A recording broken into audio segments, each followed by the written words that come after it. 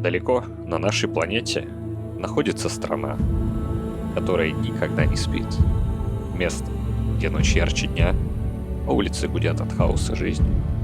Япония кажется настоящим будущим, пропитанная неоном, полное движение. У этой страны свой собственный пульс. Но то, что я в итоге нашел здесь, это нечто больше, чем я мог себе представить.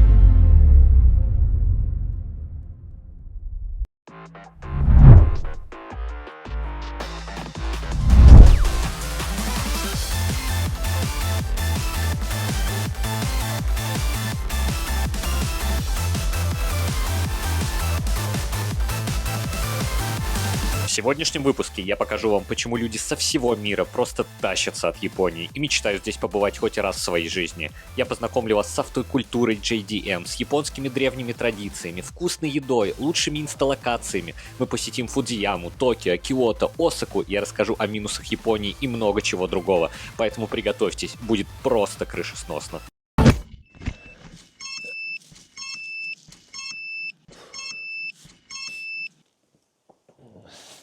Сори, ребят, я только учусь. Я предлагаю начать знакомство с Японией, с ее столицы.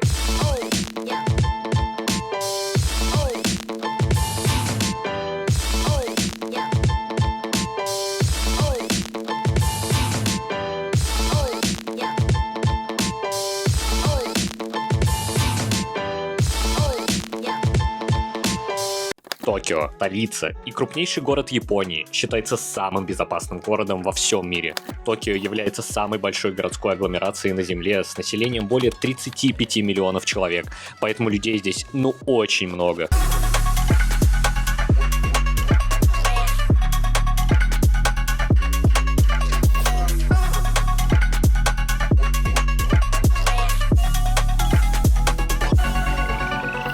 Такси здесь невероятно дорогое. Цены на такси, ребята, цены на такси. 20 тысяч или 25 тысяч рублей стоит доехать до центра Токио из аэропорта. Это просто прикол. Поэтому целесообразно здесь пользоваться общественным транспортом, в частности метро. Сразу скажу, что токийское метро — это метод именно по жести. Для тех, кто любит, чтобы вас просто приобняли со всех сторон, чтобы вы приобняли со всех сторон окружающих. Абсолютно нет места. Самое загруженное метро в мире. Люди просто впихиваются в эти вагоны, как, я не знаю, как пачка сосисок. И лучшего сравнения мне просто не пришло. Также в японском метро есть свои особенности. Например, здесь нельзя шуметь, и все телефоны должны быть на беззвучном режиме. Здесь не принято громко разговаривать, а рядовая поездка на метро в Токио выглядит следующим образом.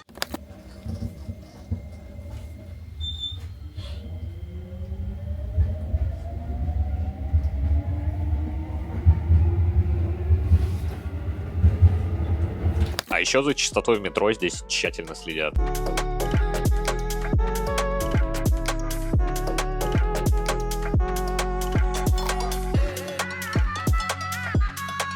Метро в Японии настолько бывает загружено, что здесь есть даже специальная должность, которая называется осия. Это человек, который контролирует порядок на станциях и при необходимости буквально впихивает людей в вагоны. И вы спросите, а почему бы не взять машину в аренду? Все дело в том, что Япония подписала Женевскую конвенцию, согласно которой российские национальные и международные права не котируются в Японии. Но автомобили — это невероятно важная часть культуры Японии. Здесь есть целое движение, по которому сходит с ума во всем мире, и название ему JDM.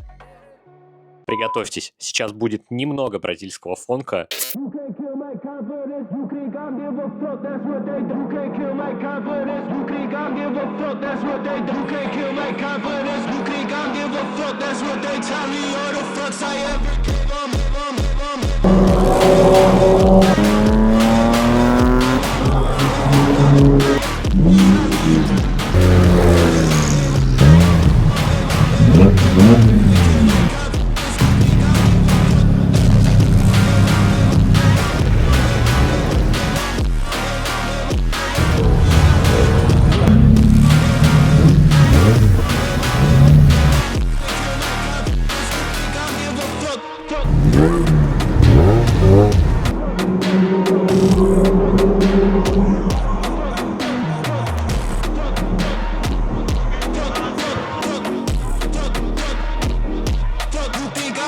Летим на JDM. now because the most important part today to be a Daikoku PA. Yeah. You know, it's like a movie. You know, Fast and the Furious. They will shut down like 8:30, so we want to be as soon as possible. Okay, there. so let's go straight there. Yeah. At the starting of the week, at Summit Talks, you'll hear them speak. It's only Mondays. Negotiations breaking down.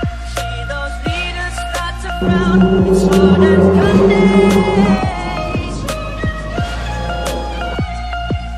Tomorrow never comes until it's too late. Погоди, обязательно подпишись на мой канал, нажми на колокольчик, чтобы не пропустить новые видео, и приятного просмотра.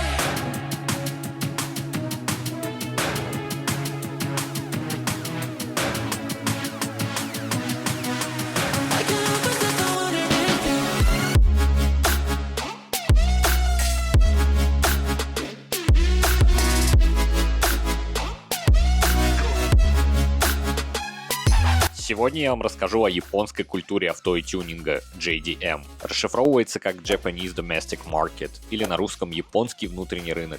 Данный термин обозначает культуру японских автомобилей, которые подверглись тюнингу. Японскими производителями авто являются компании Toyota, Subaru, Mazda, Nissan, Lexus, Honda, Mitsubishi. Если вы имеете японскую спортивную модель авто, этого будет мало. JDM подразумевает не только наличие японского автомобиля, но и элементы тюнинга. Обвесы, спойлер, диски, подвеска, стикеры, выхлоп, технические изменения, тонирование стекол и изменения салона. Но это не значит, что надо использовать все элементы тюнинга. У JDM существует несколько направлений. Первое — это Иташа, который подразумевает использование аниме-персонажей. Второе — это Stance, направление низкой посадки автомобиля. Третье — VIP, культура японских авто VIP-класса. На таких автомобилях в основном ездила знаменитая мафия Якудза. У данной культуры есть свои слоганы, стикеры, обозначения, места сбора и многое другое, о чем я расскажу в отдельном большом выпуске на моем канале. Поэтому подписывайтесь, чтобы не пропустить новые выпуски. Ну а пока это все, что нужно было знать о данной автокультуре. И помните, если вы станете JDM-щиком, то вы будете частью огромной семьи. Ну а мы вернемся обратно к городу. Токио — это город, который совмещает в себе абсолютно все. Здесь нельзя курить на улицах, иначе вы заплатите штраф. Для курения существуют отдельные зоны. Здесь есть отдельные районы, где кипит дорогая и богатая жизнь, как, например, в районе Гинза.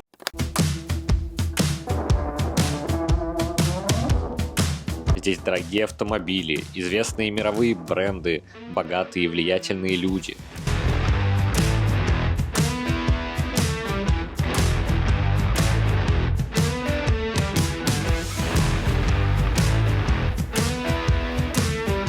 В Токио также есть отдельный район, где сосредоточена вся существующая техника и всевозможные манго и аниме. Район Акихабара — это настоящий рай для гиков, или правильнее говоря, атаку.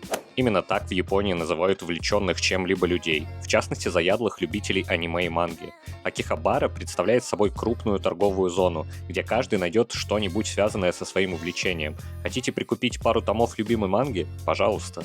Нужны видеоигры, игровые приставки? Этого добра здесь предостаточно. В том числе в изобилии предоставлены ретро-техника и коллекционные издания игр.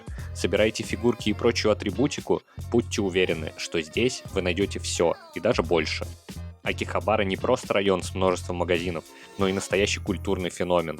Миллионы атаку и просто любопытных туристов со всего мира съезжаются сюда, чтобы найти единомышленников, пропитаться японской культурой и погрузиться в мир придуманных, но таких притягательных вселенных.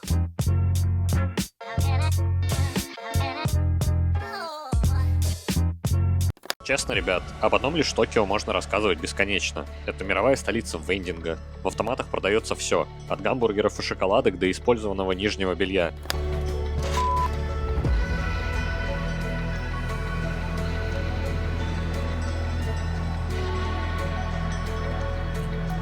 Здесь стоит памятник самой известной собаке, после фильма о которой каждый еле сдерживал слезы, а кто-то и вовсе не мог остановить свои эмоции. Здесь аккуратно складывают багаж в аэропорту. Первая страна в мире, где я выхожу, и багаж твой не летает и не валяется где попало, а здесь люди действительно стоят, просто выкладывают багаж так, чтобы он не валялся, никто его не пинал, никто его не потерял. Здесь заботятся о каждом гражданине.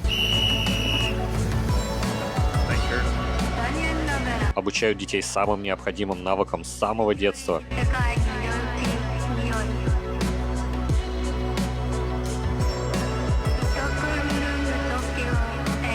И много чего другого.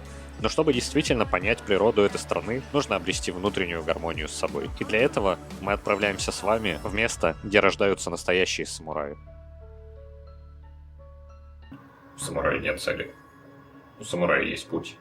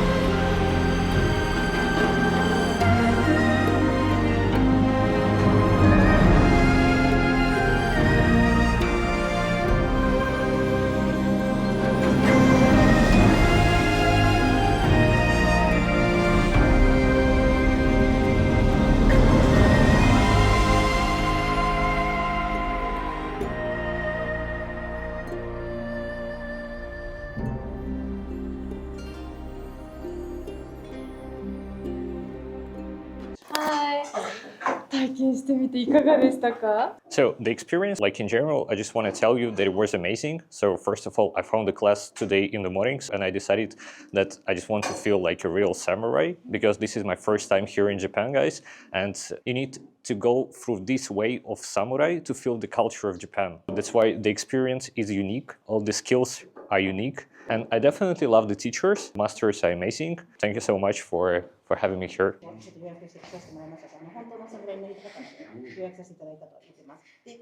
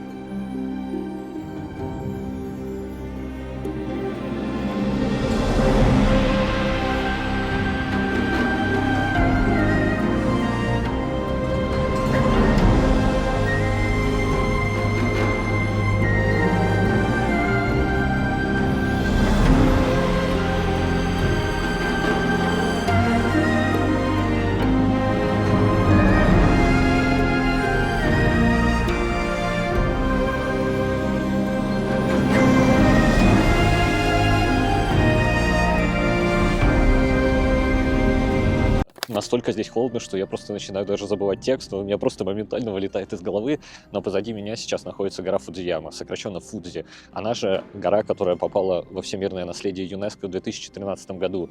Но Фудзи, она известна не только за счет своей красоты. Это отдельное местечко в сердце японцев, поскольку оно имеет также религиозно-мистический характер. В древние времена было поверье, что умершие души поднимаются в горы и превращаются там в божества, которые называются ками. Из ками они трансформируются в родовых богов, удзигами, которые защищают свою семью. Фудзи — отличная иллюстрация Японии, поскольку на 75% Япония состоит из гор. Честно говоря, Фудзи настолько обворожительный и притягивает ваш взгляд, что я совсем забыл о времени и возвращался обратно уже поздней ночью. Порой как-то так случается, что ты просто ночью оказываешься после съемок посреди леса. Где-то полчаса до следующего автобуса, лютый мороз. И я вообще не понимаю, какой следующий автобус. Но нам с вами нужно двигаться дальше, ребят, чтобы увидеть абсолютно другую Японию. И следующая остановка — это Киото.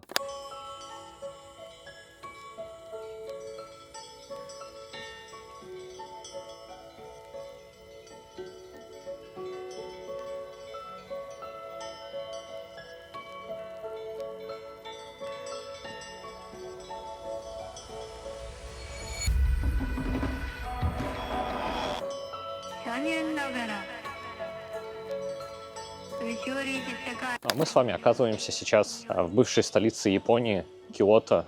Киото являлся столицей с 8 века на протяжении более 1000 лет. И, честно, хочется сказать, что здесь абсолютно другая атмосфера. Здесь не хочется никуда спешить. Здесь атмосфера спокойствия и умиротворения.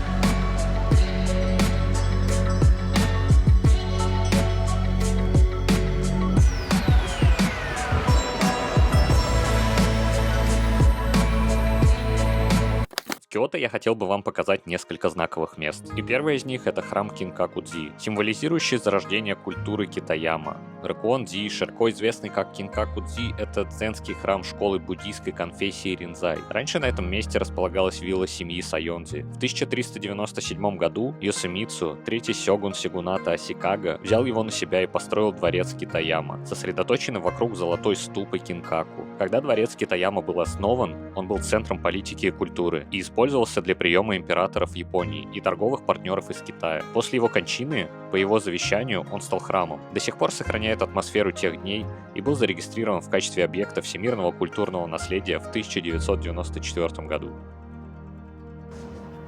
В Киото находится 5-я часть всех объектов, включенных в списки национального достояния Японии и важного культурного наследия. В общей сложности в Киото насчитывается более 2000 храмов и святилищ, но одно из самых запоминающихся, на мой взгляд, это храм Хоккан-дзи.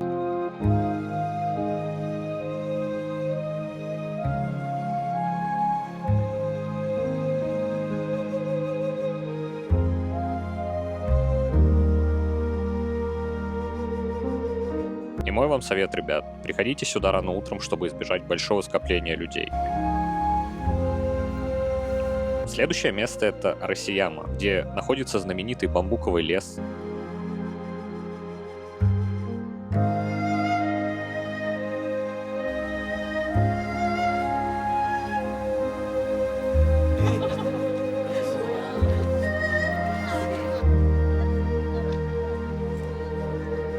А также парк обезьян, в который мы с вами и отправимся.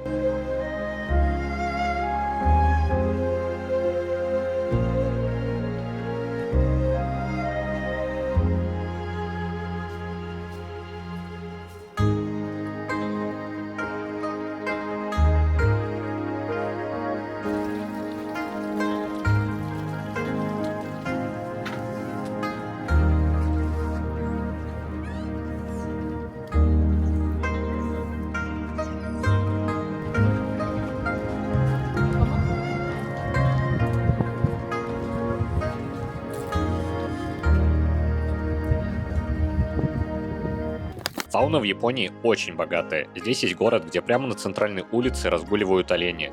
Они не боятся людей, спокойно выпрашивают еду, позволяют себя гладить, и самое удивительное — это кланяются вам в ответ. Честно, я, наверное, поклонился половине всех оленей, которые обитают в этом городе. Это очень занимательно. Но как так получилось? Согласно японской легенде, бог грома и мечей Такимиказучи прибыл в Нару на белом олене, чтобы охранять только что построенную столицу. С тех пор местные жители считают оленей божественными созданиями, которые защищают их город. Поэтому животные находятся под охраной и чувствуют себя в безопасности.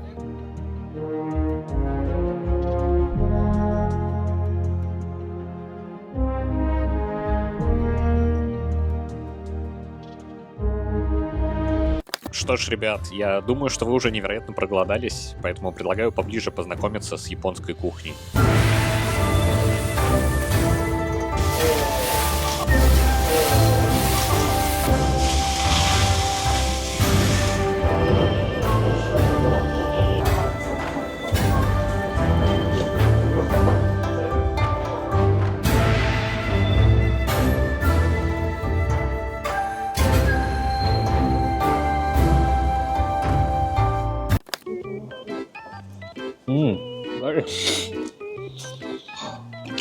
Все, понял. Короче, листья салата нельзя есть. Yeah, I got it. Yep. So this one needs to open, right? Okay. Yep. Что ж, пока ждем мой полный заказ, расскажу немного про вагю. Вагю — это общее название мясных пород коров, отличающееся генетической предрасположенностью к интенсивной мраморности и высокому содержанию ненасыщенных жиров, которые невероятно полезны для нашего организма. Вагю изначально было выведено из Японии, и отсюда и происходит аутентичная говядина вагю. Вагю отличается своей стоимостью и качеством.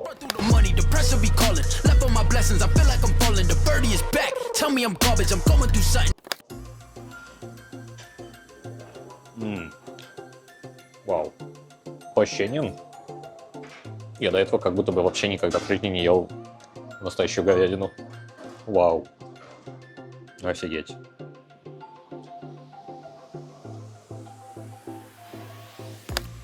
Вау.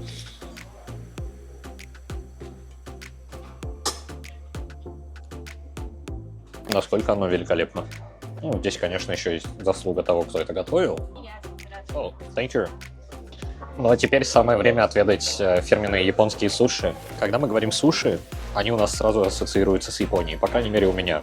И насколько интересно отведать их именно здесь, в Токио, именно их оригинальный вкус, не уступают ли они всем тем местам, где я их пробовал, и вообще, может быть, они настолько вкусные, что я просто больше нигде никогда не смогу есть другие суши. Поливаем все это чуть-чуть лимончиком, берем васаби. Вау, как пахнет васаби.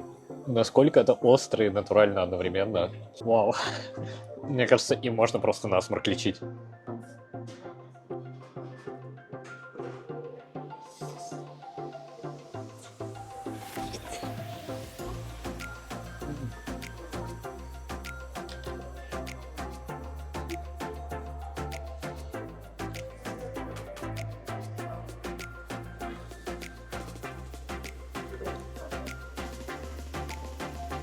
Обалдеть, ребят.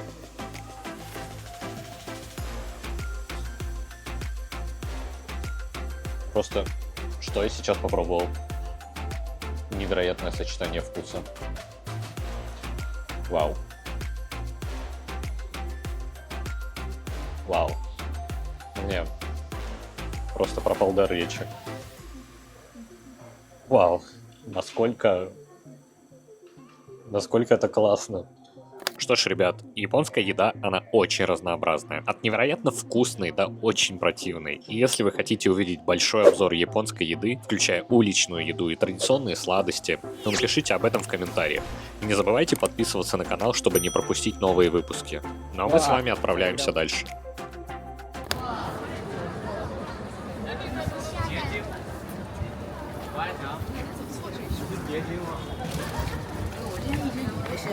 This is like a famous Japanese group, right? Yeah.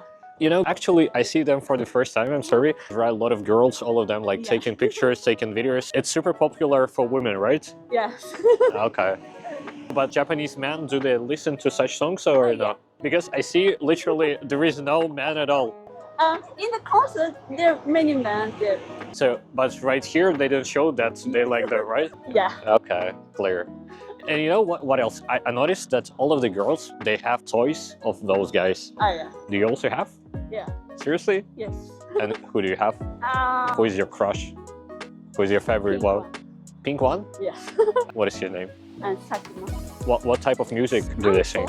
K-pop or J-pop? J-pop. I mean, can you just turn on one of your favorite songs of them? I'm just curious actually, like what kind of music? Because it seems like I'm from the different universe, you know, from the different planets. So, but J-pop is super popular here, right? I'm asking because, you know, I'm making a big video about Japan, and of course, like J-pop is a big culture, as I understand here. So, and Snowman is also like a big culture here. Ну а пока мы слушаем известную японскую группу Snowman, музыку которой я не могу поставить из-за авторских прав, я поставлю вам что-нибудь классическое на фоне.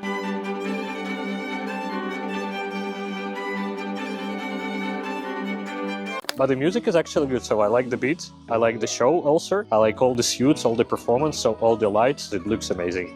And the music is good, super good. But what groups are also popular? I think this one is very This one is the most popular, Yeah. so we can thumbs up. That's it. This was the last tour, right? Yes. In 2024. Where was that?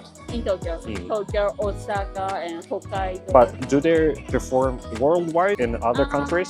Not, and Thailand, because one of the members from Thai. Who? 1, 2, 3. Three. The third from the right, right? Yeah. Mother is Thailand. And the rest are from Japan. Yeah. Oh, cool. How old are they, approximately? You should know About all of them, 30, yeah? Yeah. About 30. They're quite, like, nature. Because I thought actually they were, like, 20, 22, you know? Yeah, because they look young. Because Japanese looks young. His father is from Venezuela. Venezuela? Yeah. Latin America? Yeah. Oh, so he doesn't look like 100 Japanese, yeah, for sure. Well, thank you so much. At least I know a bit more about the culture. Thank you. One more question. Why everyone is taking picture of all this advertising? Instagram. For Instagram. Yeah. Да, ребята, вы тоже не забывайте подписываться на мой Инстаграм. Там регулярно выходит много уникального и качественного контента. А хотя нет, ребят, мне еще есть что вам сказать.